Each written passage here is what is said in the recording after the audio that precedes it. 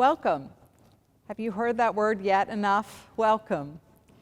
You have been chosen, handpicked, to join an extraordinary community. Welcome to Loyola, New Orleans. I have so many things to tell you, and let me start by saying it's entirely surreal to be in an empty church and not talking to you in person. But that's okay. I'm going to pretend that all 775 of you are here with me in holy name, and that you're laughing loudly at my jokes, even when they're not that funny. And I want to give a special welcome to those of you participating in the beginning of your college life virtually, watching this from home. I want you to know that you are a crucial part of our community, that we will be working hard to make sure that you have the opportunity to join student organizations and make good friends, even during these crazy, surreal times. So take advantage of that, and we can't wait for you to join us on campus.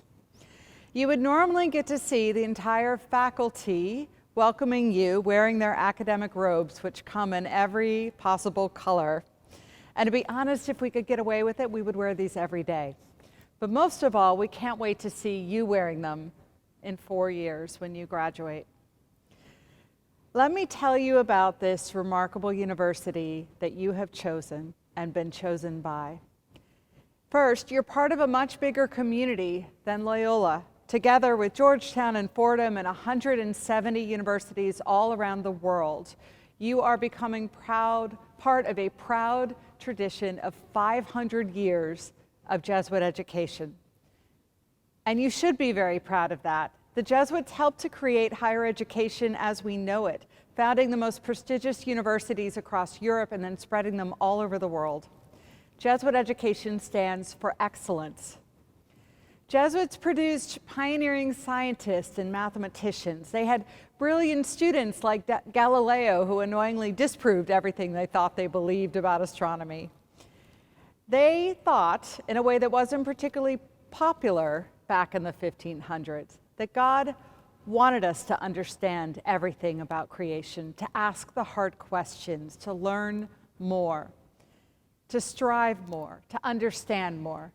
So we call that here the magis. It's the Latin word for more. And you should know that everything sounds more profound in Latin.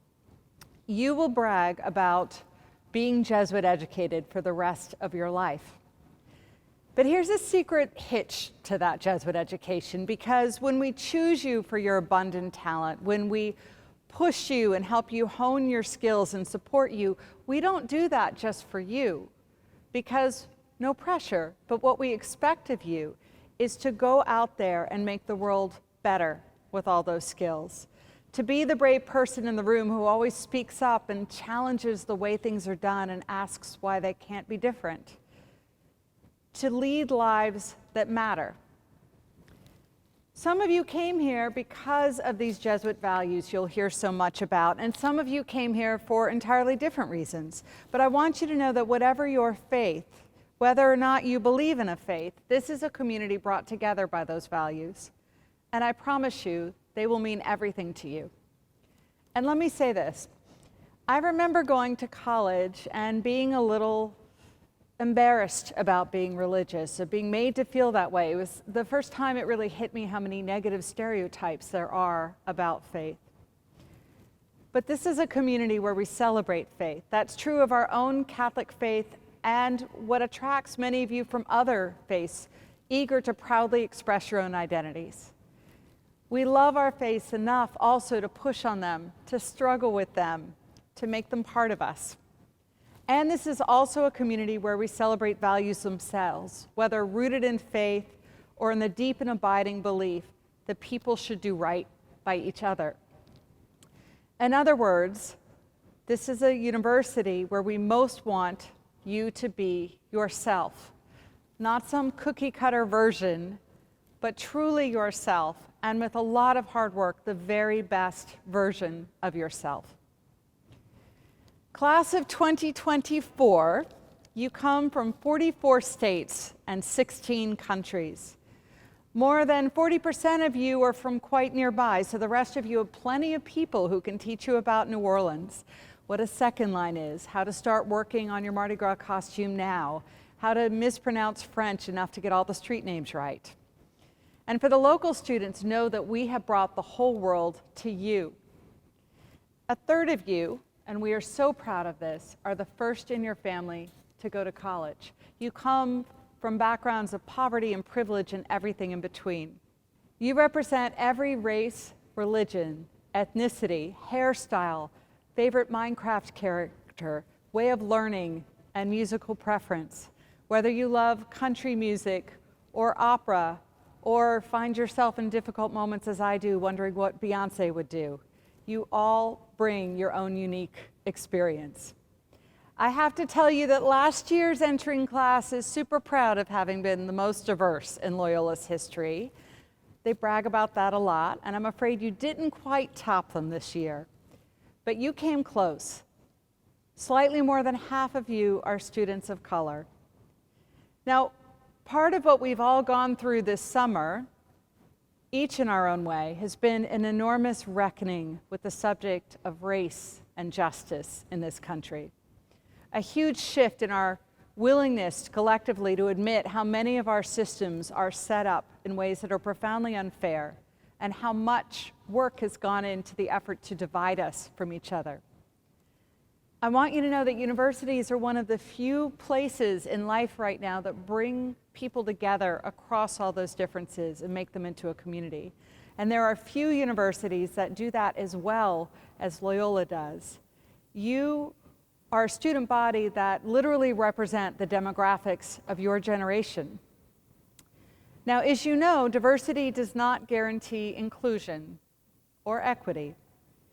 You'll hear us talk a lot about these issues throughout your time here, of ways that we can make ourselves better as an institution, of ways we want you to go out in the world and make it better. But in the meantime, I want you to know that this is one of the only moments of your life when you'll be thrown into a group of such different people from whom you can learn so much. And that takes courage, it really does. We all have a very human desire to find our own people, the ones who seem most like us. And you should do that, you should find your people. But I also hope you take this opportunity to make at least one good friend who seems entirely opposite of you, and that includes those of you doing it by Zoom. I know that's daunting, because we all worry we'll say the wrong thing, ask a really stupid or offensive question, or get caught making a terrible stereotype about where the person is from, or their race, or their gender, or about a physical challenge they may have. We also really worry that they will do that to us, that we'll let our guard down and we might get hurt. But here's the reality.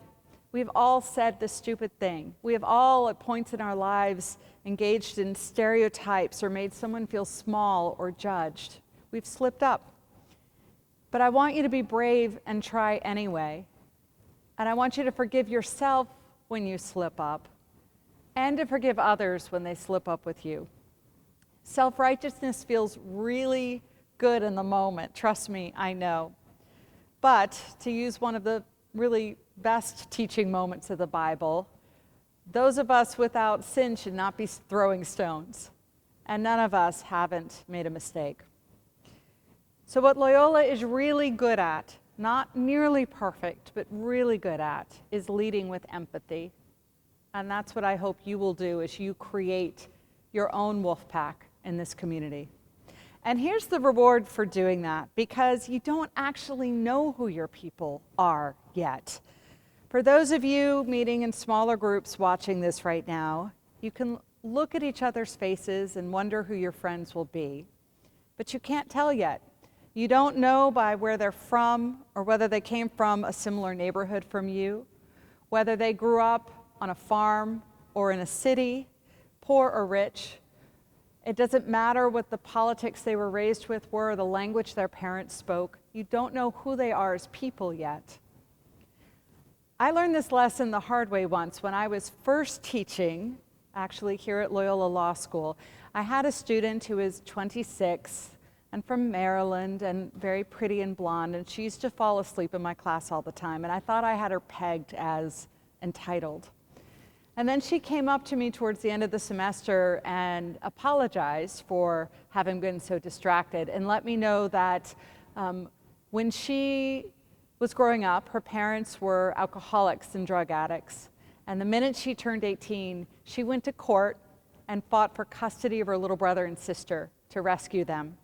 And the case went all the way to the Maryland Supreme Court, and she won. And she'd been raising them ever since and putting them through college.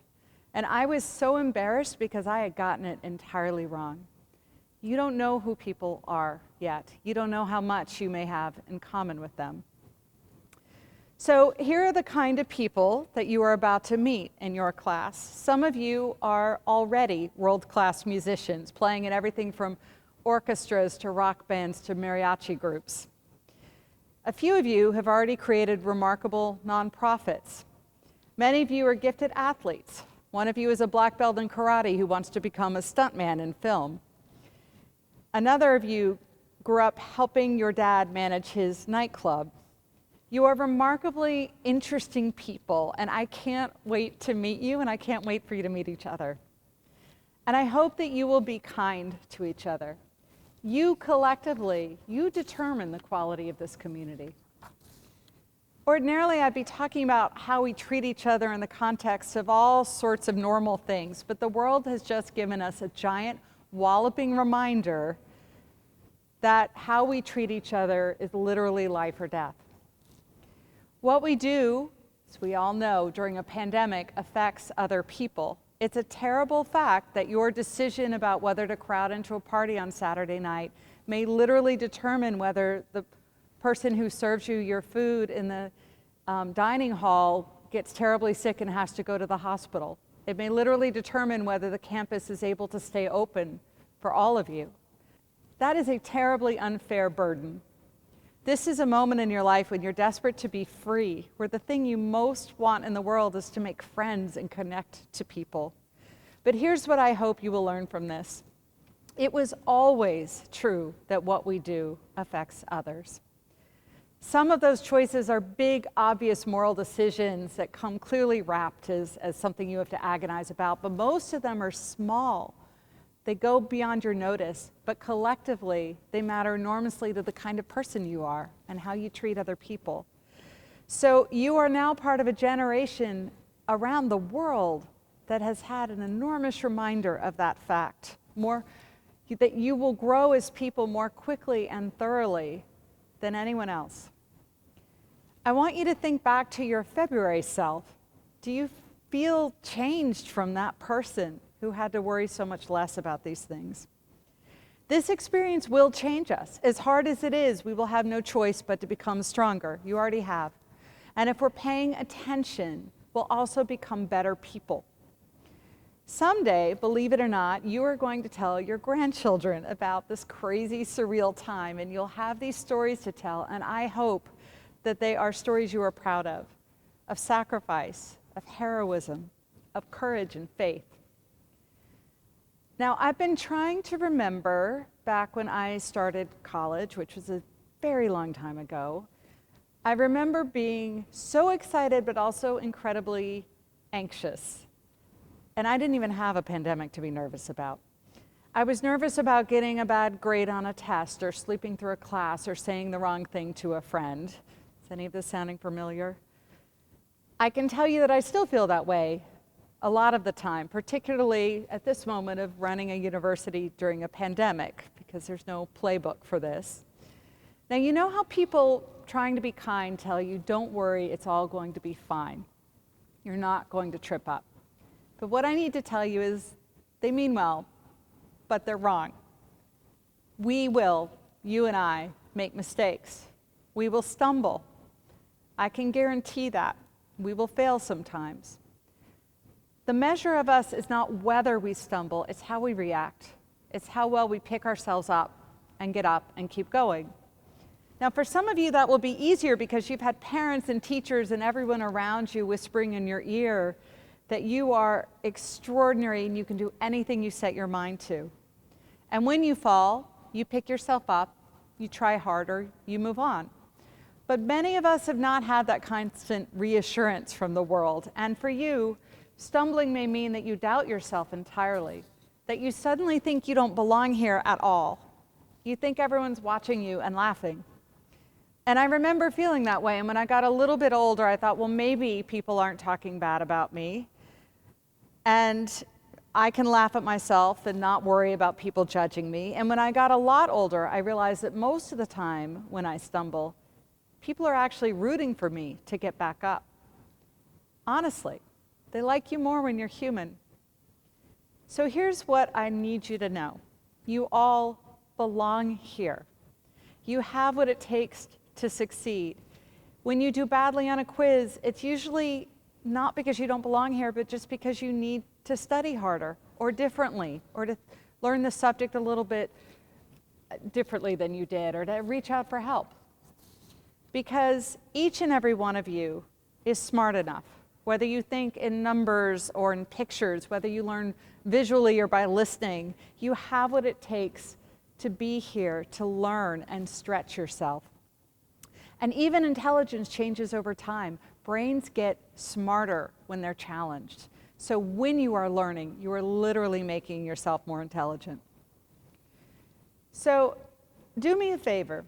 Send me emails to tell me when you do something remarkable. But not just that. Tell me when you fail spectacularly, when you stumble and you don't let it knock you off course, because I will be even prouder of you at those moments.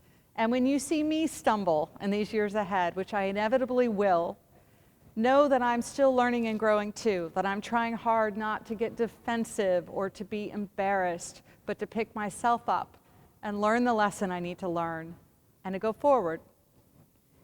So let me end with this. I started off talking about Jesuit education around the world, but you are the only student starting at Jesuit universities this moment who can talk about being Jesuit educated in New Orleans. And you are, in my humble opinion, in the best city in the world. Now, I am a little biased because I grew up here, but let me give you my argument. It's not that New Orleans is the most efficient place or the safest place sometimes. Please be careful. But it definitely doesn't have the smoothest streets. But New Orleans is creative, quirky, and magical, like so many of you who grew up here nearby or who were drawn to this place. And I think what New Orleans does absolutely best is joy. In the midst of real hardship like this, we manage to create the moments of purest gratitude and celebration. Now, in a little while in this convocation, you are going to hear one example of that, the music that we created here, jazz. And for me, jazz represents what New Orleans and Loyola are all about, joy and brilliance, head and heart. When you listen to jazz, sometimes what you hear most is the joy, the music that makes it impossible to stand still unless something's really wrong with you. But listen harder and you'll understand the brilliance behind it, the hours of work that went into having that technical skill, the practice. And listen harder still and you'll hear the creativity and the complexity. Because in jazz, musicians take turns improvising, literally composing on the spot before your eyes. They take a single theme and they weave it into patterns, like a Bach fugue, or play it backwards or upside down. It sounds so simple sometimes, but it's amazing. It's math fused with inspiration. So like New Orleans, Loyola is head and heart.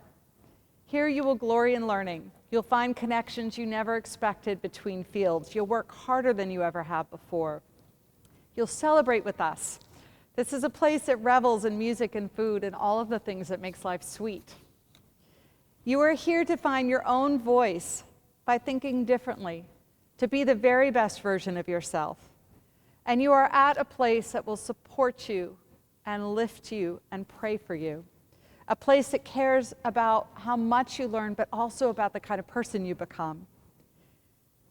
I want you to imagine the moment in May of 2024 when you and I are going to get together at the Superdome for your graduation. We will have gotten through this pandemic thing and be different people then. You will have treated each other well and learned as much from each other as from the faculty. You will have believed in yourself, relied on your own grit and resilience, and done this thing. You will have made this your forever home because Loyola is the family you have chosen. Welcome.